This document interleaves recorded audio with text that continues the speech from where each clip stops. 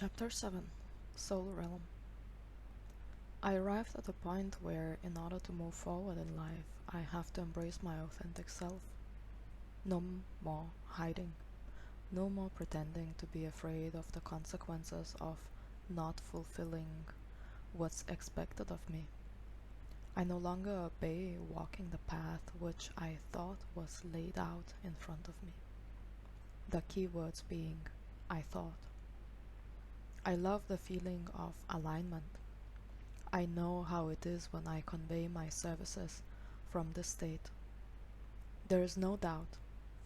I believe in my ability to convey true authentic feelings or insights for those particular people who are at the receiving end.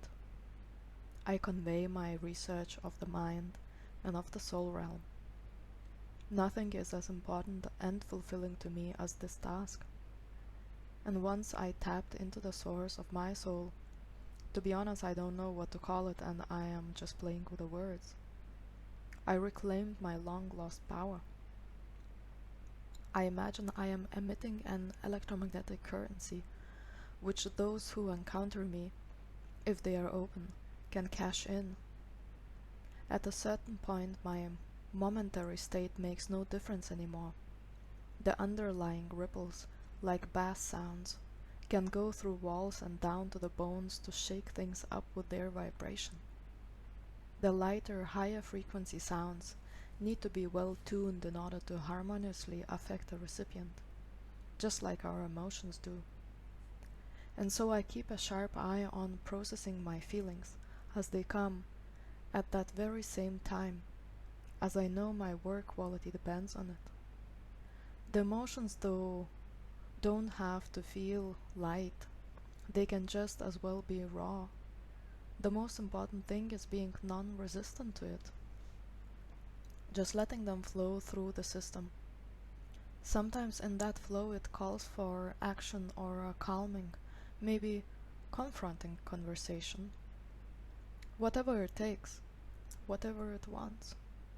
Emotions are wise and intelligent beings, bringing solace, protection, safety, creative action, and so much insight into who we are at the core.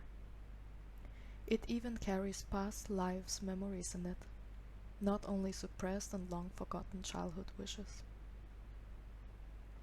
The theory is that cells and atoms, molecules, with all their little particles, embed the information we, as souls incarnate, experience in our human psyche. After we die, all the particles which were present in our system at the moment of the experiences, including thoughts and feelings, all the personal perceptions got ingrained with this information. Those particles then end up in various different forms and many diverse locations, because some will become a tree growing from a soil where your ashes lie. This tree will then give fruit, which will be eaten by some animal, and so it goes on. Those information storing atoms, subatomic particles, and who knows what kind of even smaller units, end up at the time of our observation in our friends, places we visit. Some reside in our bodies, and so we encounter them on diverse occasions. Thus, accessing past life memories with our own minds is possible only to the limited extent to which the availability of those information carriers within and around us can be provided. Thus, in order to access more information, we need to physically be present and meet other information units. And so random bursts of emotional triggers, be it positive or negative, can occur when meeting new people or visiting places. I can read your information libraries to the extent that they are present within you, and through the encounters that you have already gathered in your life. It is my belief that even though a person at hand may not be able to open those library doors, the information exchange happens nonetheless at the moment of the encounter. In this way, it is then at my disposal to tap into it and read it for you out loud, if you wish so. I encounter people beyond their physical selves and the temporary personalities they carry. I used to fall into those kinds of perceptions all the time with the people I personally met. Sure, it was interesting, but most of the time it was of no use to anyone, as I would rarely share those insights.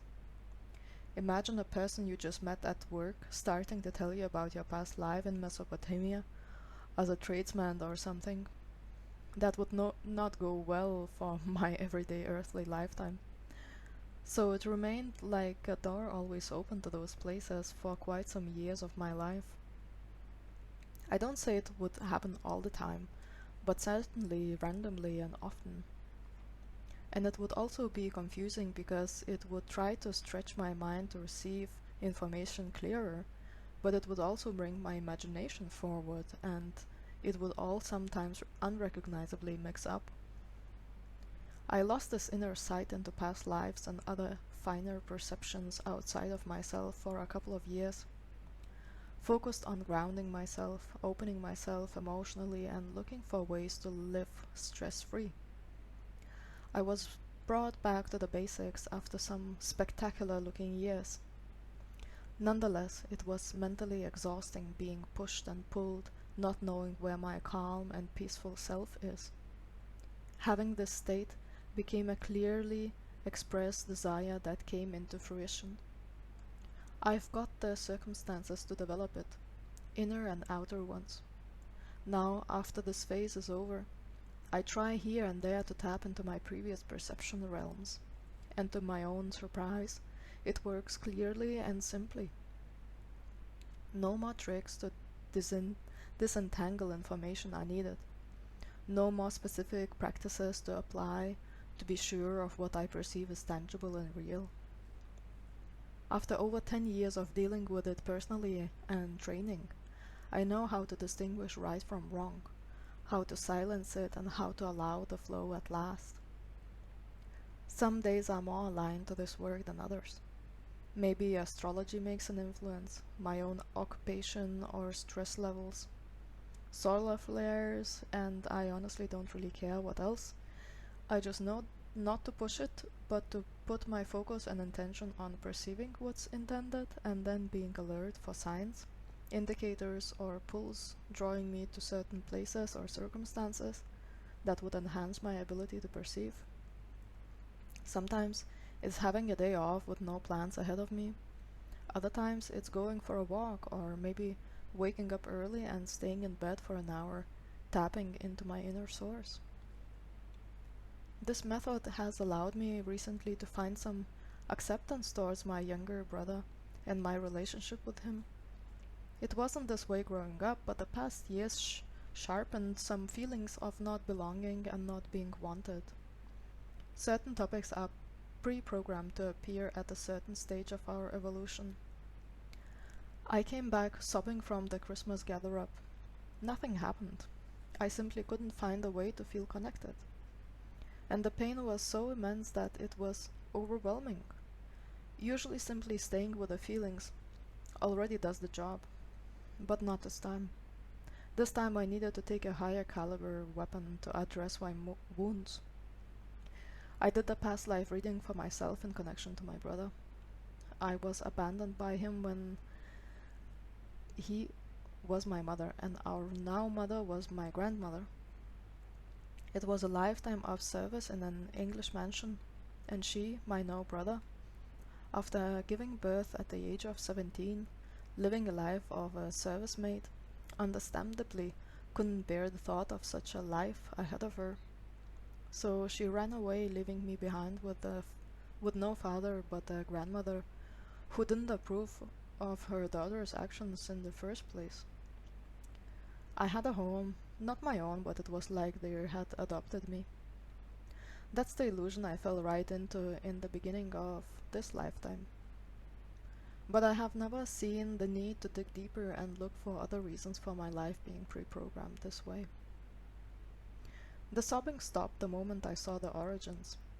The relationship with my brother might stay the same, but I know he also carries hurtful feelings that might get triggered by my presence. After all, I moved abroad and rarely visit them. One could think that I do not care nor need them in my life. And if I can accept him now instead of fighting with the burdens from the past, I know the situation can only increase the chances of harmonious future settlements. I can but accept him, knowing how triggering and painful it can feel, and even more so difficult when the reasons are unclear. Clarity gained from past life insights has proved again and again to be one of the key aspects of my emotional balance and maturity. For 30 years I lived believing that I was not wanted in this world due to childhood traumatic events. I am experiencing openness to my birth family like I've never felt before. I do not understand all their behavioral choices still, but I do no longer feel triggered like I was before. I do not necessarily feel comfortable in all circumstances, but I maintain my openness and I am willing to engage from this state. I truly feel like a chick which was hatched and went back into hiding is now feeling safe enough to let go of the false sense of security the eggshell has given it. The immediate world around me with the big family birds is way less scary to me now. I no longer need a protective layer. I can accept the little nourishing worms they give me. I have a home. Here in this place, I am welcomed. And so much childhood unraveling needed to take place for me to open up to welcome their warmth. Nonetheless, the years that passed and how I felt growing up shaped my world.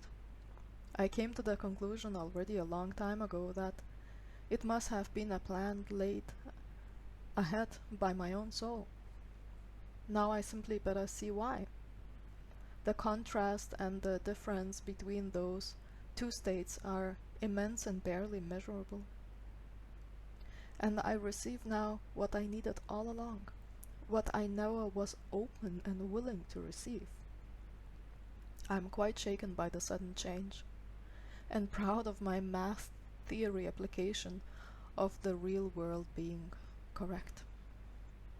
It states that when a ball rolls over the table, the parameters seemingly don't change with the time passing by, and the ball, given that what has already passed, cannot predict its sudden fall, the dramatic 180 degrees change that happens when the table edge is reached. That's how I feel now, like a ball which just fell. I have hardly ever allowed my parents to support me. First of all, early in life I saw them as the source of my pain. Secondly, I held them for not being as tough, so I tried to emotionally shield them and did not let them know nor reveal my struggles. Thirdly, I didn't think they had the resources to help me. I can see clearly how much they tried to reach me with their love and cared for me the best they could. And of course they haven't succeeded most of the time because I never showed them what was inside nor fully revealed outer challenges. So it was a guessing game they were forced to play. And they are so generous, so giving. My mom keeps a keen eye on my comfort needs and likes suggesting to buy me a jacket or knitting me a sweater if she thinks that I could use one. And I, like a stuck record, keep on operating from a 3-year-old mentality, saying, I can do it myself. I think by now everyone in my immediate vicinity knows that I can do pretty much anything on my own. It's time to allow some generosity and goodwill.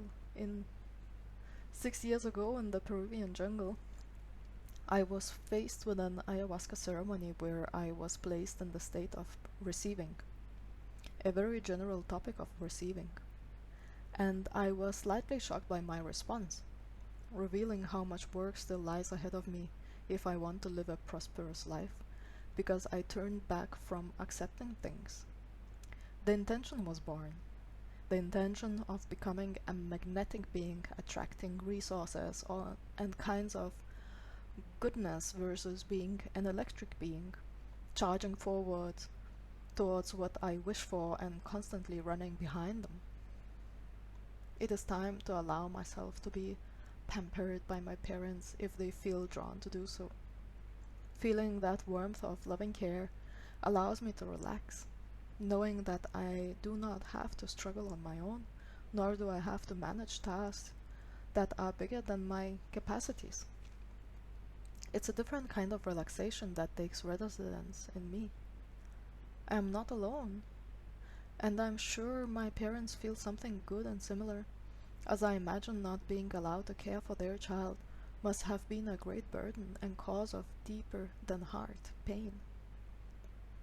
I believe the healing journey that I took truly healed generations.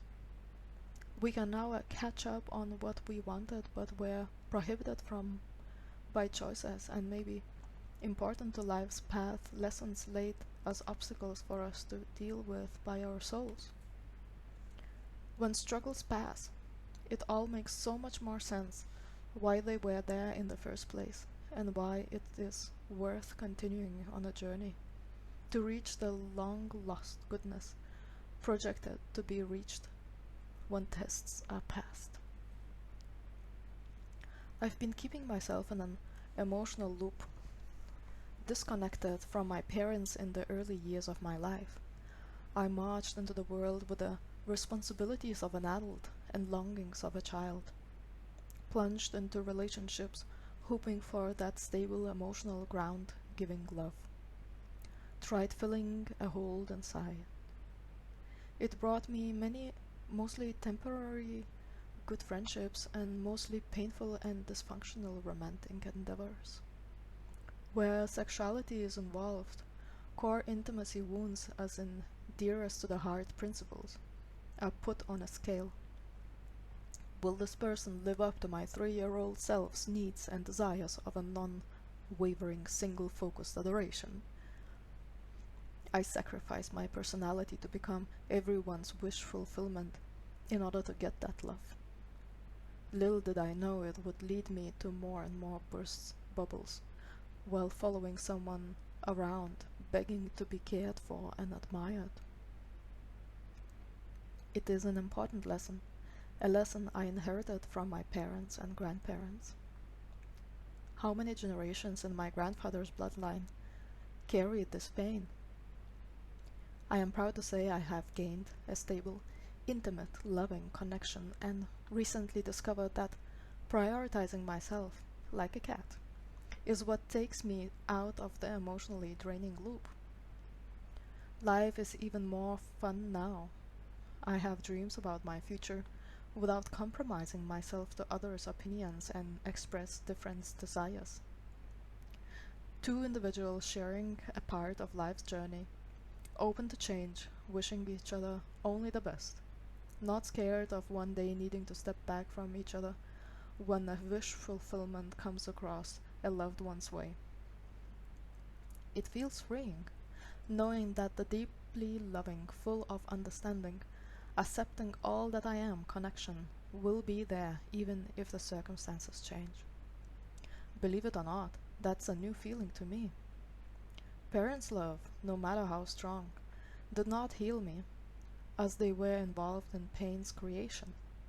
Therefore, the healing journey is so excruciating, searching the whole world for a long lost, essential for the survival of a child, love. Where's my guidance, my orientation?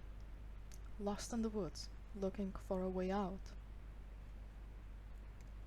A deeper intimacy level is reached only through being present with one another, listening rather than talking, wanting to get to know them better, and being curious about all the little quirks your partner consists of, knowing their bodies and their souls inch by inch. You may ask me how dare I talk about sharing advice regarding partner intimacy when my history contains nothing but relationship disasters. I have found out for myself that having stable connections is what drives my feeling of intimacy. I mean emotionally stable. A friendship that went through fire and ice is stable and strong. Add to the equation the a past or present intimate relationship, and we get a depth that a non-sexually involved friendship cannot reach. And if both of these criteria are combined, something very precious is born. A person who can see you through the most, based on their capacity. From here on, it is up to these two people to deepen that connection. I have found out for myself that having a friend and a lover doesn't mean, by definition, needing to plan future together. In fact, that exact mindset got me into so much trouble, for I have bonded without having reached emotional intimacy, trust and depth with my former partners. A strong current of emotions, coupled with some fancy feeling hormones, led me to the depth of my own shadow, not the depth I wish to encourage exploration of here. The feeling of falling in love is so overwhelming, but some say it is also quite overestimated. Because sooner or later it will end, and what's left should be that depth I am talking about. I have found mine in a couple of past intimate connections, and I also practice cultivating intimacy without having sex. Sex doesn't equal intimacy. Sex rather often equals erotism, which I also like, but I particularly enjoy the blurred lines and normalizing what we were taught as children not to speak about out loud, nor to upset society with inclinations lying on the outskirts of what's acceptable.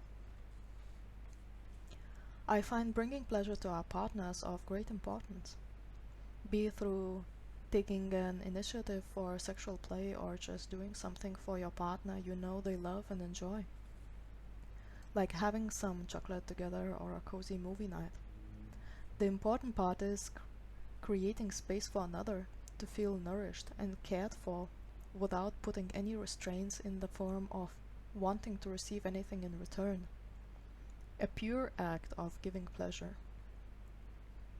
Being daring to take charge allows the other to relax in not needing to control, respond to, or validate you. A state of being in control can create great feelings, but if it's constant, it induces tension in our bodies and our minds. We relax when we let go. It's immensely hard sometimes, or for some. Why not help our loved ones to find those oases to deeply relax? And not to forget the most crucial aspect of the equation, the importance of giving pleasure to ourselves. There are so many ways for self-indulgence. Many of us forgot how to prioritize ourselves, not from selfish reasons but rather for loving ones. Growing a trusting relationship with oneself takes no less effort than being a trustworthy partner to another human being. It all starts with love, self-love. Some people need a time for themselves. Others need courage to bring themselves to networking events. The adequate expression of self-love varies based on our needs and what we feel like we lack in order to feel happy and balanced. Take me, for our example. I enjoy a great deal having meals and beverages ordered. It's true indulgence for me.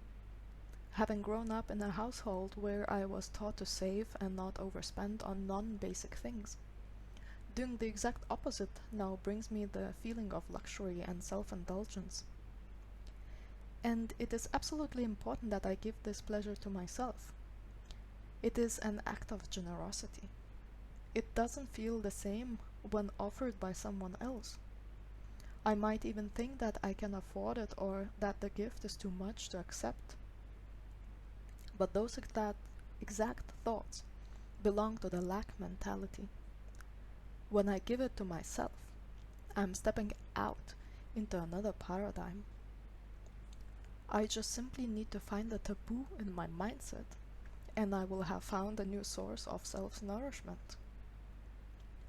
I imagine that the fulfillment I feel during the conception of art pieces and then bringing them out into the world, seeing them grow and have their own lives, is comparable to how people perceive their offsprings.